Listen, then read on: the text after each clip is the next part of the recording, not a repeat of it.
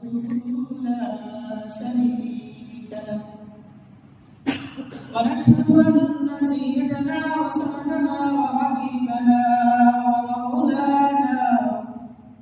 ومولانا محمدا عبد الله ورسوله الذي أرسله بالحق بشيرا ونذيرا وداعيا إلى الله بإذنه وسراجا منيرا فقد قال الله تعالى في كلامه المجيد وفي قرآنه الحميد أعوذ بالله من الشيطان الرجيم بسم الله الرحمن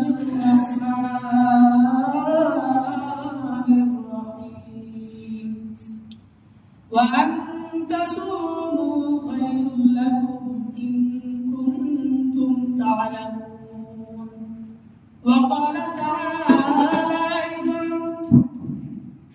أينما تكونوا يدرككم الموت ولو كنتم في بروج مشيدة وقال تعالى قل لن يصيبنا إلا ما كتب الله لنا هو مولانا وعلى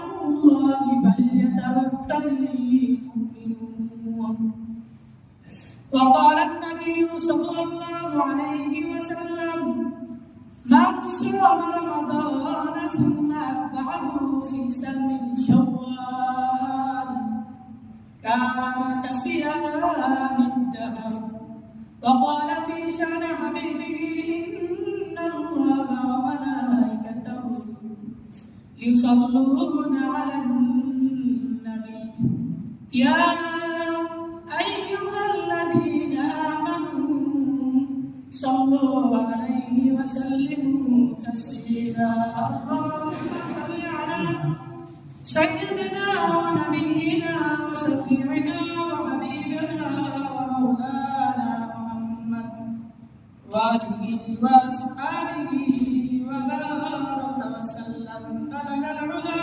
بكماله كشف الدجى بجماله حسنت جميع صاله صلى الله عليه وآله هو الحبيب الذي ترجى شفاعته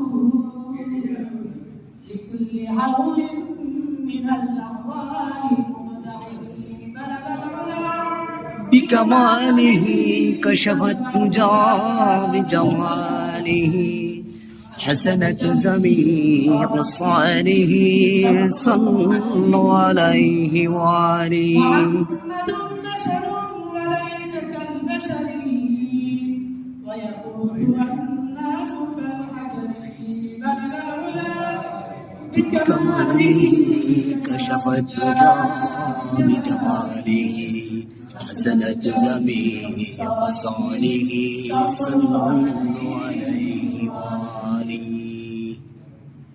সর্বসম্মানিত আল্লাহ দরবারে লাখ কোটি শুকরিয়া আদায় করি যে মহান রব্বুল আলামিন অসংখ্য কাজ থেকে দুনিয়াবি ব্যস্ততা থেকে ফারিগ করে মহান রব্বে কারীমের দরবারে সিজদায় মুজিব করার জন্য আল্লাহর ঘরের মসজিদে এসে আমাদেরকে আল্লাহর ঘরে উপস্থিত হওয়ার জন্য তৌফিক দান করেছেন। এজন্য আমরা সকলে উচ্চ স্বরে কালিমাতুর শুকর আদায় করে বলি আলহামদুলিল্লাহ আলহামদুলিল্লাহ। দুরূদ ও সালাম সাইয়্যিদুল মুরসালিন খাতামুন নবিয়্যিন বিশ্বনবী মুহাম্মদুর রাসূলুল্লাহ সাল্লাল্লাহু আলাইহি ওয়াসাল্লাম।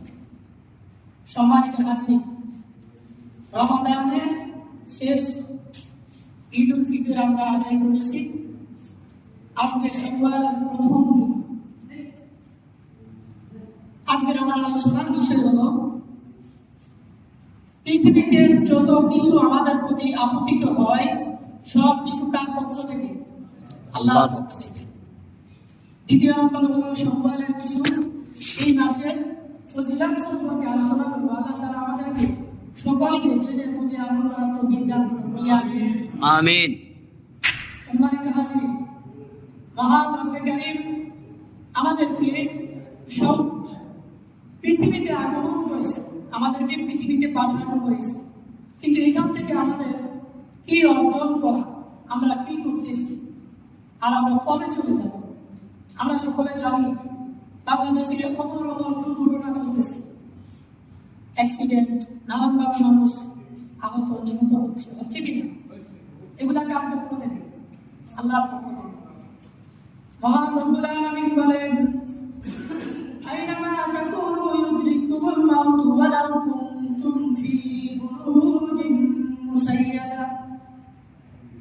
আয়াতে বলেন, قل لن يصيبنا إلا ما كتب الله لنا هو مولانا وعلى الله فليتوكل المؤمنون। قل هل আপনি বলে দেন, لا يصيبنا একটা মুসিবত আসবে না। লাম মানে নবীজি হাতবে লাম ব্যবহার করেছেন। لا يصيبنا কখনো একটা মুসিবত তোমাদের উপর আপতিত হবে না।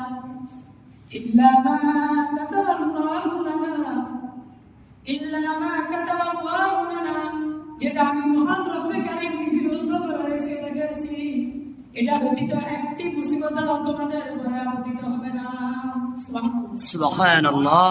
قل لن يصيبنا إلا ما كتب الله لنا هو مولانا وعلى الله فليتوكل المؤمنون। هو مولانا, তিনি তো আমাদের মাওলা, তিনি তো আমাদের মুনিব, তিনি তো আমাদের রব্বে কারীম। وعلى الله فليتوكل المؤمنون।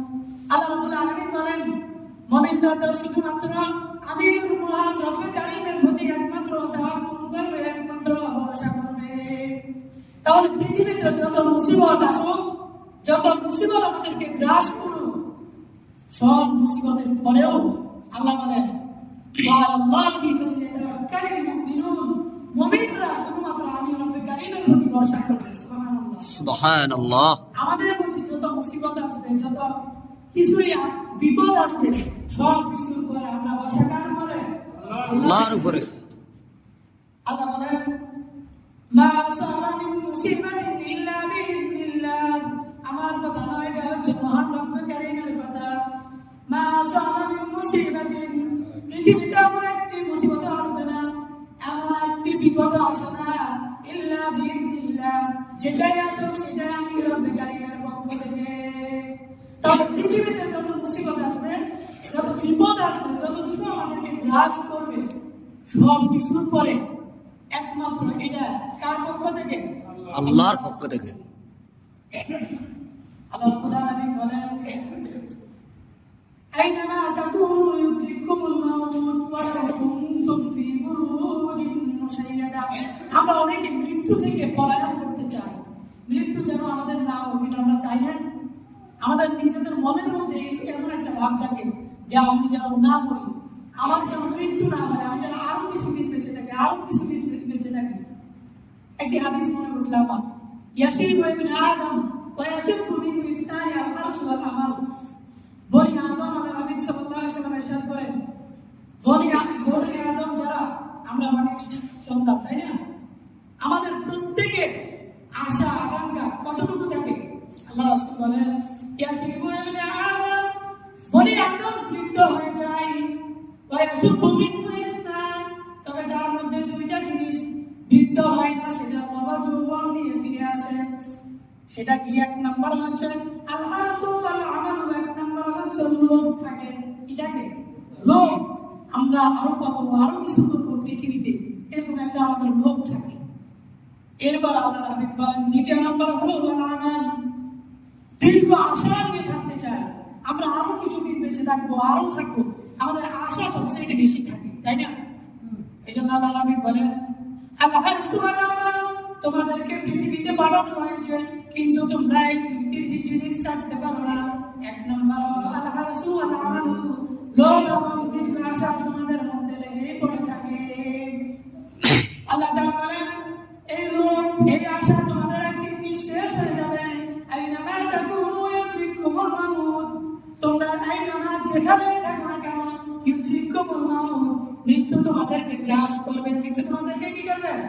গ্রাস করবে, আলিঙ্গন করবে, তোমাদের সাথে মুলাকাত করবে।